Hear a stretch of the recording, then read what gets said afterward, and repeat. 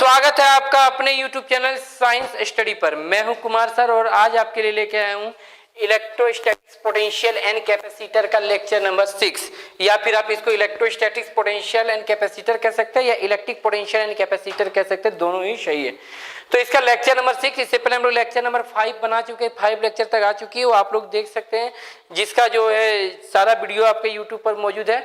तो आइए हम लोग यहाँ देखते हैं क्या अब यहाँ पर क्या है। आज हम लोग जो पढ़ने वाले हैं वो है क्या, पारा विद्युत गुटके का ध्रुवन। किसी पारा विद्युत गुटके को कैसे ध्रुवित किया था, पोलराइज कैसे किया था, polarization of a dielectric slab. तो सबसे पहला एक वर्ड आती है यहाँ पर, क्या आती है, हम लोग को ध्यान देना चाहिए, पोलराइजेशन। पोलराइजेशन का अर्थ होता है क्या, किसी ध्रुवित करना, ध्रुवन करना, किसी एक टाइप के आवेश को एक तरफ और दूसरे टाइप के आवेश को एक तरफ करना। कभी आप न्यूज चैनल में सुनते होंगे कि कोई पार्टी विशेष जो है जो क्या कर रहा है, वोटों का क्या कर रहा है, पोलराइजेशन कर रहा है, इस प्रकार का कोई दूसरे पार्टी वाला ब्लेम करता है। तो इसका मतलब क्या हुआ कि कोई एक जाति या समुदाय को एक तरफ एकत्र करना, इसको पोलराइजेशन कहते हैं। तो यहाँ पर क्या होगा, पोलराइजेशन यहाँ पर कैसे होगी, तो आवेश को, पॉजिटिव चार्ज को एक तरफ कर देंगे और नेगेटिव चार्ज को एक तरफ कर देंगे, तो उसको हम लोग क्या कहेंगे, पोलराइजेशन कहेंगे। तो हम लोग यहाँ क्या कहेंगे, देखिए इसका डेफिनेशन, सबसे पहले आपको डेफिनेशन लिखना होगा कि किसी पारा विद्युत, देखिए यहाँ पर क्या है, पारा विद्युत, किसी पारा विद्युत गुटके के, किसी पारा विद्युत गुटके के दोनों सिरों पर, दोनों फलकों पर बराबर तथा विपरीत आवेश प्रेरित करने की प्रक्रिया को क्या कहते हैं, पारा विद्युत गुटके का ध्रुवन कहा था। फिर से मैं बता दूं, किसी पारा विद्युत गुटके के दोनों फलकों पर या विपरीत फलकों पर, जो भी बोल सकते हैं, किसी पारा विद्युत गुटके के विपरीत फलकों पर बराबर तथा विपरीत आवेश प्रेरित करने की प्रक्रिया को, मतलब एक तरफ पॉजिटिव एक तरफ नेगेटिव, बराबर तथा विपरीत आवेश प्रेरित करने की प्रक्रिया को पारा विद्युत गुटके का क्या कहा जाता है, ध्रुवन कहा जाता है।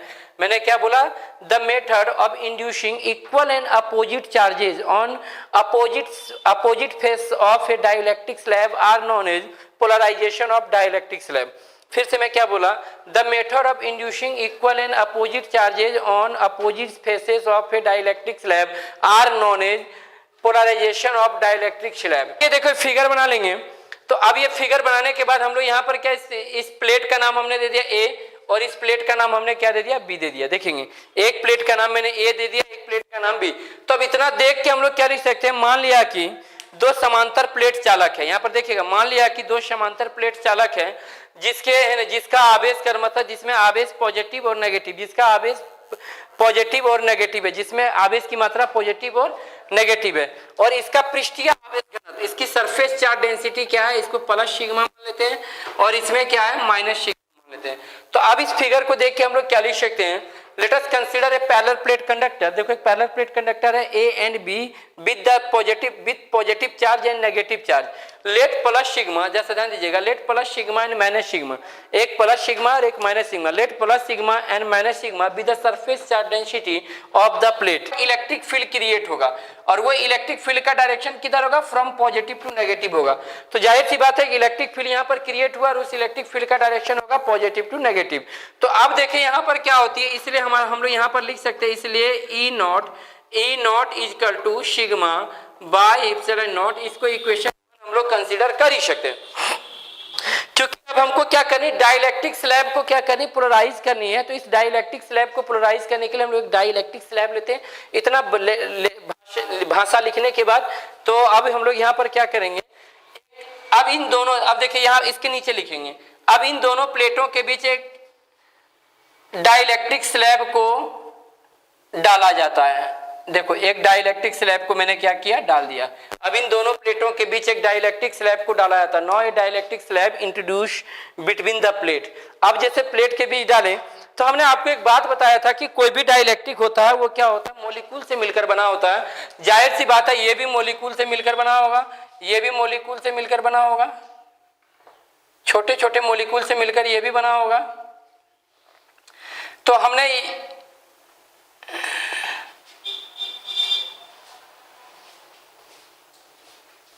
हमने इतना करने के बाद हम लोग यहाँ पर क्या करेंगे, no a dielectric slab introduce between the plate, और दोनों प्लेट के बीच लगाया।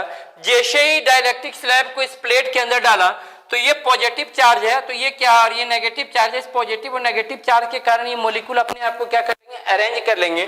तो जाहिर सी बात है पॉजिटिव तो नेगेटिव हो जाएगा, तो सिंपल से negative positive negative positive negative positive, ये देखिए ये हमारा नेगेटिव पॉजिटिव ये हमको क्या हो गया, अरेंज हो गया। ठीक है, अब ये जब अरेंज हो जाती है तो अब हम लोग यहाँ पर क्या करते हैं, देखते हैं कि है ना यहाँ पर देखो ये नेगेटिव क्या करेगा, इस पॉजिटिव को कैंसिल कर देगा, ये नेगेटिव इस पॉजिटिव को, ये नेगेटिव इस पॉजिटिव को, ये इसको, ये एक दूसरे को क्या करते चलेंगे, कैंसिल।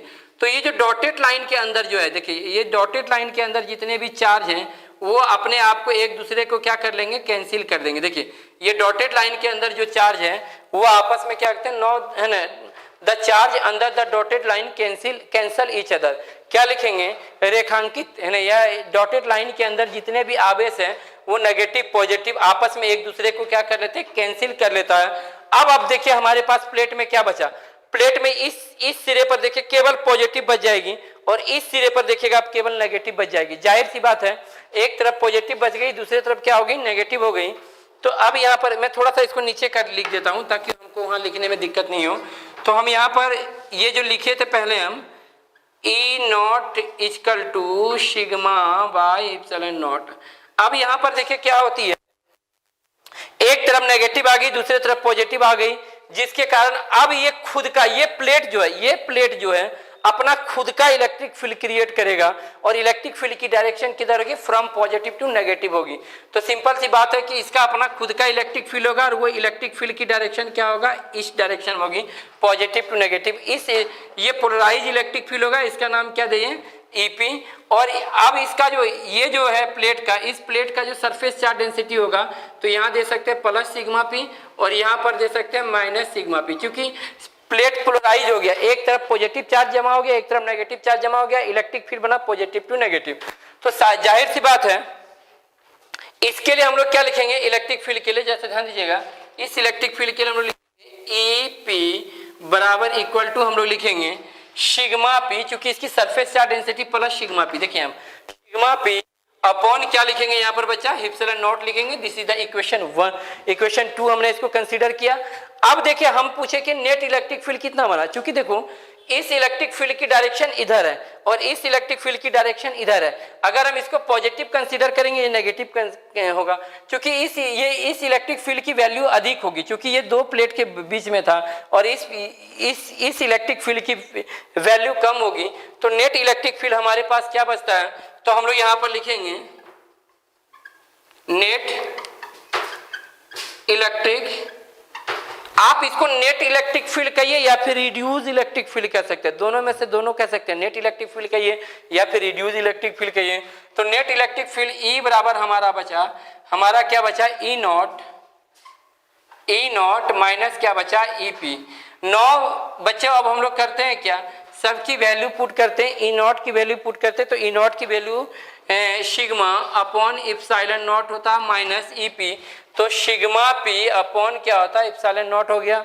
अब देखो दोनों का एलसीएम अगर लेते हैं तो हमारे पास क्या आता है, ये आता है एप्सिलॉन नॉट और सिग्मा माइनस क्या हो गया, सिग्मा पी। ये दो पैरेलल प्लेट के बीच क्या था, इलेक्ट्रिक फील्ड इंटेंसिटी हमने निकाला और किसी डाइलेक्ट्रिक प्लेट को कैसे पोलराइज किया जाता है, ये सारे बात को हमने जाना। तो ये थी, उम्मीद है कि ये टॉपिक आपको समझ में आई होगी।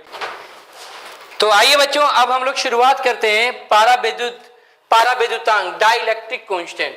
तो डाइलेक्ट्रिक कांस्टेंट क्या हो गई, तो हमने अभी आपको बताया था कि ये जो देखो दोनों प्लेट था, एक प्लेट पॉजिटिव था और एक क्या था हमारा नेगेटिव था, यहाँ पर देख सकते हैं है ना।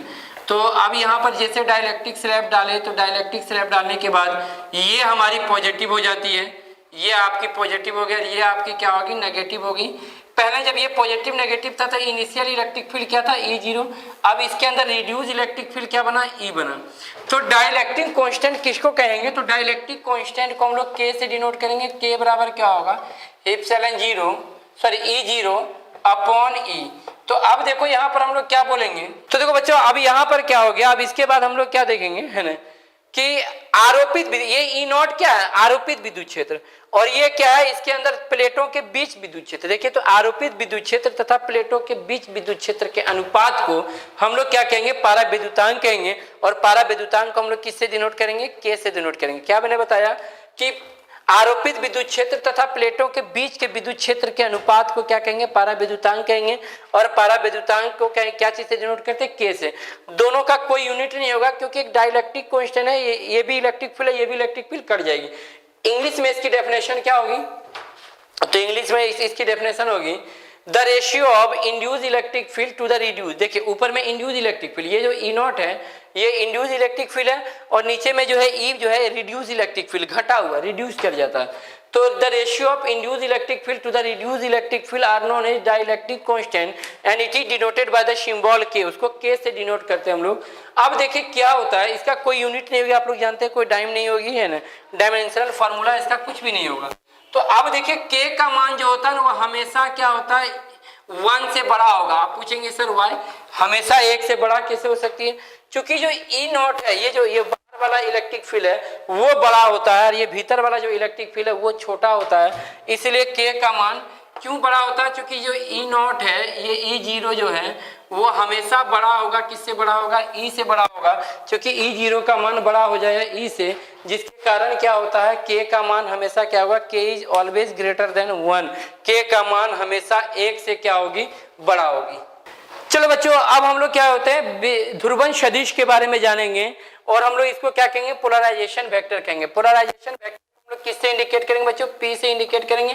पी से इंडिकेट करेंगे तो इसके लिए हम लोग क्या लिखेंगे, dipole moment, dipole moment upon volume.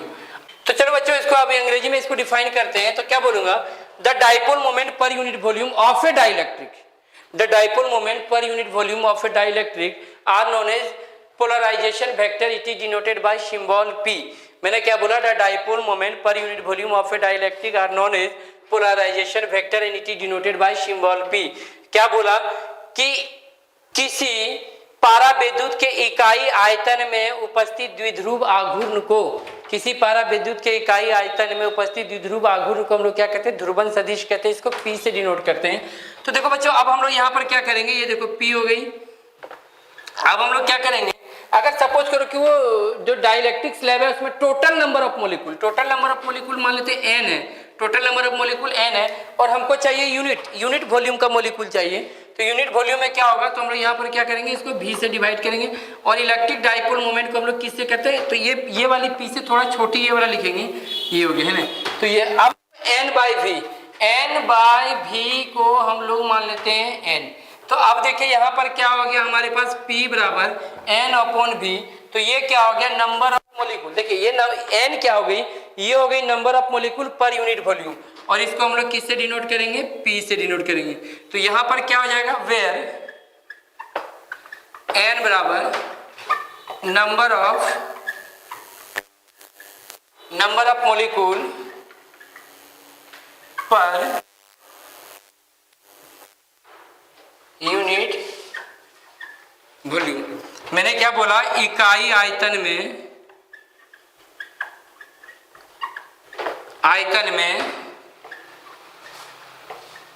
अणुओं की संख्या, ठीक है।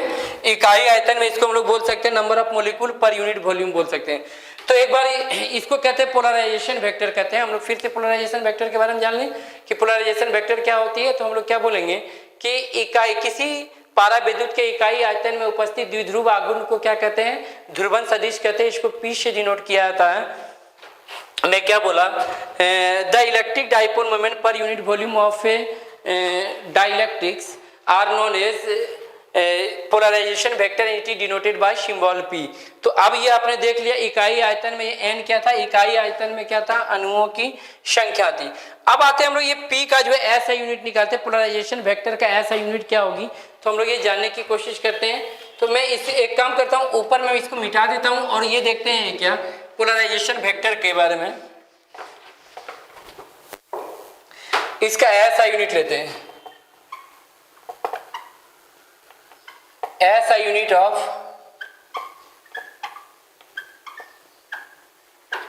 Polarization vector. ठीक है, तो बच्चों एक बात देखिएगा, अगर हम इस फार्मूले को पकड़ें तो ये n क्या है, तो नंबर ऑफ मोलिक्यूल, और नंबर के लिए कोई ऐसा यूनिट नहीं बनती है, ये p है। तो p बराबर हम लोगों ने पढ़ा, जैसे ध्यान देना, q multiply with 2l।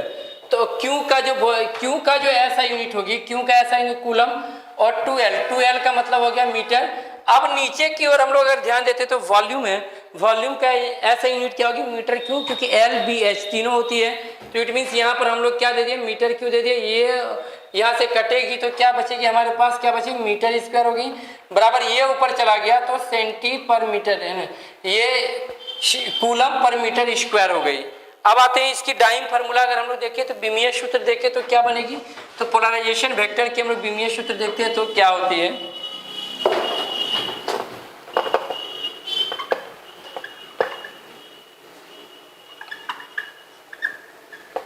Formula of, direct यहाँ लिख देता हूँ, ऐसा पोलराइजेशन वेक्टर ही लिख देता हूँ,